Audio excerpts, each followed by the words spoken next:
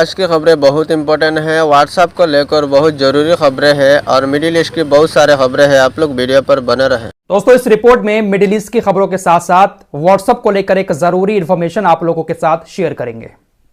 WhatsApp पर ही WhatsApp को लेकर बहुत तेजी के साथ एक खबर वायरल हो रही है। क्या कल से व्हाट्सएप के नियम बदल रहे हैं? क्या कल से सरकार आपके व्हाट्सएप पर निगरानी रखने वाली है? क्या कल से आपकी व्हाट्सएप की हर एक कॉल को रिकॉर्ड किया जाएगा? हर एक रिकॉर्डिंग को सरकार अपने पास सेव रखेगी? बहुत सारी बातें चल रही हैं। इन सारी बातों की सच्चाई आपको इसी वीडियो में हम बताने की कोशिश करेंगे, लेकिन पहले कुछ हेडलाइंस, कुछ नए अपडेट मिडिल ईस्ट के आपको बता देते हैं। सबसे पहले बात वन एंड ओनली हूतीज की करेंगे। हर वीडियो में मैं इनकी बात इसलिए करता हूं क्योंकि जब भी रिपोर्ट तैयार करने बैठता हूं, हूतीज की तरफ से एक ऐसी खबर आती है जिसको देखकर मैं अपने आप को रोक ही नहीं पाता हूं और इनका जिक्र करना पड़ जाता है। बहुत सारी चीजें मैं आपको कल से अब तक बता चुका हूं, इनके बारे में पहले भी बता चुका हूं। अभी कुछ देर पहले एक वीडियो हूतीज की तरफ से जारी किया गया है। हूतीज ने अमेरिका के एक बड़े खतरनाक हथियार को, जो हथियार समुद्र में रहता है, उसको पकड़ लिया है। यमन के हूतीज ने कुछ फुटेज जारी करते हुए बताया कि हमने अमेरिका के रेमस 600 मानव रहित वाहन को दबोच लिया है, जो समुद्र के अंदर पानी में तैनात रहता है, जिसको कोई सही से देख भी नहीं पाता। उस वाहन को, रेमस 600 को हूतीज ने अपने कब्जे में कर लिया और बाकायदा हूतीज उसको पकड़कर अपने साथ हाथों से लेकर आ रहे हैं। दोस्तों, अमेरिका का यह रेमस 600 मानव रहित वाहन जो है ना, इसकी तलाश में ईरान बहुत टाइम से है। ईरान के जो एक्सपर्ट हैं वो इस पर निगरानी रखते हैं, लेकिन हूतीज ने अमेरिका के इस रेमस 600 वाहन को पानी के अंदर ढूंढ निकाला और अपने हाथों से खींच खींच कर ये लोग यमन के तट पर लेकर आ गए। तो इससे ज्यादा बहादुरी वाला काम और क्या हो सकता है। हूतीज अमेरिका को लाल सागर के अंदर काफी तगड़ी टक्कर दे रहे हैं। बड़ी खबर सीरिया से आ रही है। मैं आपको लगातार इस बात की भी जानकारी दे रहा हूं कि रूस सीरिया के अंदर, मिडिल ईस्ट के अंदर अपनी पकड़ मजबूत कर रहा है। परसों ही आपको बताया था कि सीरिया के अंदर जो गोलान हाइट्स है, जहां पर इजरायली सेना ने कब्जा कर रखा है, यहूदियों ने अपनी बस्ती बना रखी है। सीरिया के अंदर इजराइल के अड्डों से थोड़ी ही दूरी पर रूस ने अपने सैन्य ठिकाने बनाना शुरू कर दिए हैं। रूस का एयर डिफेंस सिस्टम भी सीरिया के अंदर तैनात रहता है। इजराइल ने आज 10 बमों को टारगेट करके सीरिया की तरफ दागा। साथ ही साथ 3 क्रूज मिसाइलें भी सीरिया की तरफ छोड़ी, जिनको रूस के एयर डिफेंस सिस्टम में रास्ते में ही मार गिराया। सिर्फ आयरन डोम ही एक बहुत बड़ी चिड़िया नहीं है जो फुस हो चुकी है। पूरी दुनिया में एयर डिफेंस सिस्टम का अगर जिक्र आता था तो इजराइल के आयरन डोम का नाम सबसे पहले लिया जाता था, बिकाऊ और दलाल मीडिया के द्वारा। लेकिन उस आयरन डोम नाम की चिड़िया की कैसी हवा निकली है, कैसे पर कतरे गए हैं हमास के हमले के बाद। अब पूरी दुनिया इस बात को समझ चुकी है कि आयरन डोम को हम कैसे धोखा दे सकते हैं। हिजबुल्लाह भी अब लेबनान के बॉर्डर से ऐसे हमले कर रहा है जिसको इंटरसेप्ट आयरन डोम नहीं कर पा रहा है। लेकिन रूस के एयर डिफेंस सिस्टम ने 3 क्रूज मिसाइल और 10 बमों को इजराइल के मार गिराया। जो काम, जो बातें इस्लामिक देशों की तरफ से नहीं बोली जा रही हैं, वो दूसरे देश कर रहे हैं। ब्राजील के बारे में मैं आपको लगातार जानकारी दे रहा हूं। ब्राजील ने अपने सारे राजनयिक संबंध इजराइल से खत्म कर लिए हैं। इजराइल के राजदूत को वापस भेज दिया है।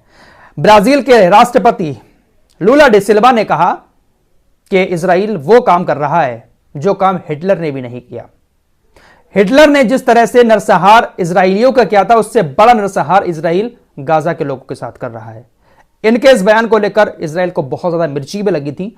फिलहाल कोलंबिया ने ब्राजील के राष्ट्रपति लूला डी सिल्वा के इस बयान का समर्थन किया है और कहा है कि हम भी इस बात से सहमत है कि हां, इजराइल हिटलर से भी बड़ा नरसंहार गाजा के अंदर कर रहा है। उधर इजराइल ने अभी भी गाजा पर अपने हमलों को बंद नहीं किया है। इजराइल की सेना रोजाना हवाई हमले कर रही है और सैकड़ों लोगों की जान जा रही है। पिछले 24 घंटे की बात करें तो इजराइल ने गाजा पर 11 हमले किए हैं और इन 11 हमलों में 118 लोगों की जान चली गई है, 168 लोग घायल हैं। जो लोग घायल हैं वो मलबे के नीचे दबे हुए हैं। जिन लोगों की मौत हुई है उनके शव सड़कों पर पड़े हुए हैं, मलबे के नीचे दबे हुए हैं। परिवार वाले, रेस्क्यू टीम उनको उठाने के लिए उनके पास जा रही है तो इजरायली सेना उन शवों तक उनको नहीं पहुंचने दे रही है। इजराइल की आतंकी सेना ने हमले करके एक तो आम लोगों की जान ले ली, उसके बाद उनके अपनों को उन तक पहुंचने भी नहीं दे रही है। तो इससे बड़ा युद्ध अपराध और क्या हो सकता है। सब कुछ खुली आंखों से दुनिया के सामने दिख रहा है, लेकिन कोई भी एक्शन लेने वाला नहीं है। दुनिया अंधी हो चुकी है और यह अंधापन सिर्फ और सिर्फ मुसलमानों से नफरत के चलते हुए हुआ है।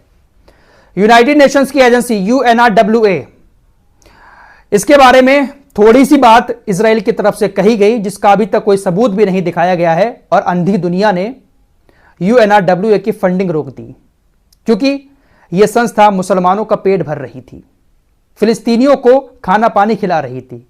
इजरायलियों को, यहूदियों को यह बर्दाश्त नहीं हुआ और अंधी दुनिया ने, मुसलमानों से नफरत करने वाली दुनिया ने अपनी फंडिंग को रोक दिया। UNRWA के प्रमुख ने कहा है कि हम इंतजार कर रहे हैं इजराइल के उन आरोपों को सही साबित करने का।